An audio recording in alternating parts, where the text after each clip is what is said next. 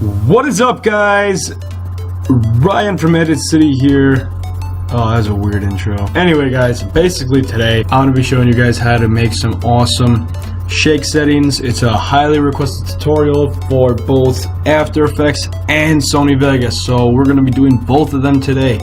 And the settings I give you right here are more or less a template, and I highly advise you just modify them as you please.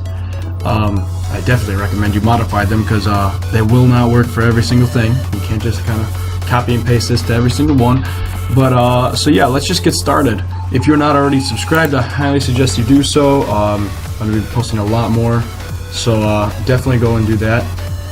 And let's hop right into it. So first thing you want to do is go to Effects and Presets. I'm using CC 2017. This works, the same for all of the versions as far as I'm sure.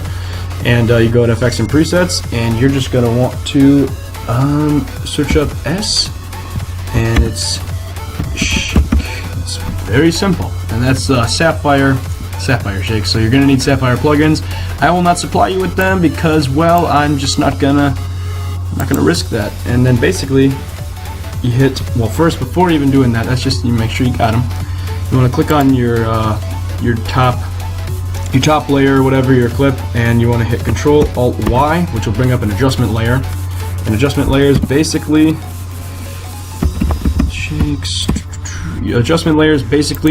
whatever effects you put onto them, they affect the layers below them.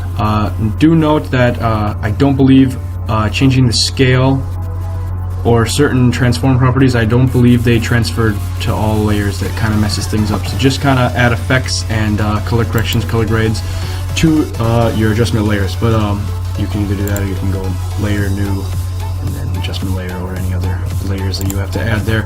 Control Alt Y, that is the shortcut. So that's what I do. Basically, if you want to add a very simple shake, Control Shift D, split the clip right on your marker where the beat is. Delete that.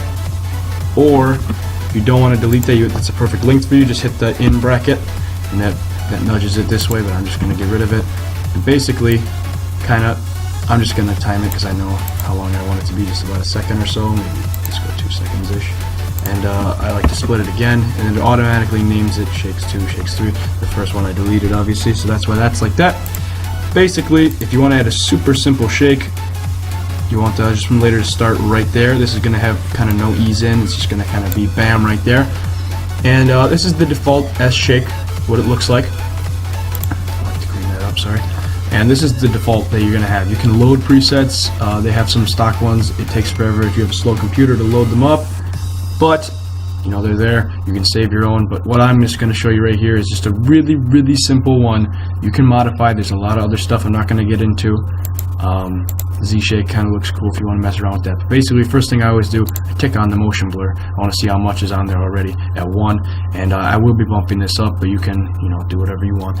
Amplitude, I usually bump up to 3, and frequency, you can either keep it at 8, or what I like to do, 1788, like that. It's crazy. Look at how crazy that is. That's only a motion blur of 1. So basically, an easy way you want to do this is you hit amplitude on that right there, and I'm going to actually bump this up to 3.87. It works in Sony Vegas. I think it's slightly different for After Effects, to be honest, but usually you'd be scaling this up, so you get rid of these mirror lines sometimes, but it's up to you.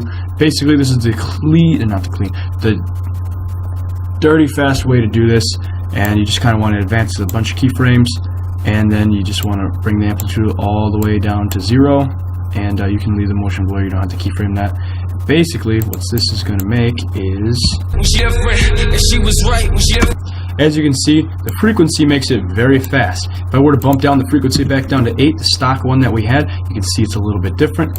And let me just and she was right when she a friend, and she was right when she a friend, and she was right when she a friend, and she was right. And as you can see, that is very blurry and very shaken up, but that is a major shake that a lot of editors, similar to what a lot of editors do, I know they have a much more complex way of doing this, but this is stop saying clean. The easy way to do this is just very simply like that. Now what you can do is you can drag this adjustment layer out a little bit. You can hit U to bring up all your keyframes, and you can, what I usually do for 30 FPS clips is I hit page up, page up, page up, page up a couple times, and then I take the amplitude back down to 0. And what you can do is you can select all your keyframes, F9 on the keyboard, make some easy ease, or you right click and select easy ease, and it just changes it a little bit.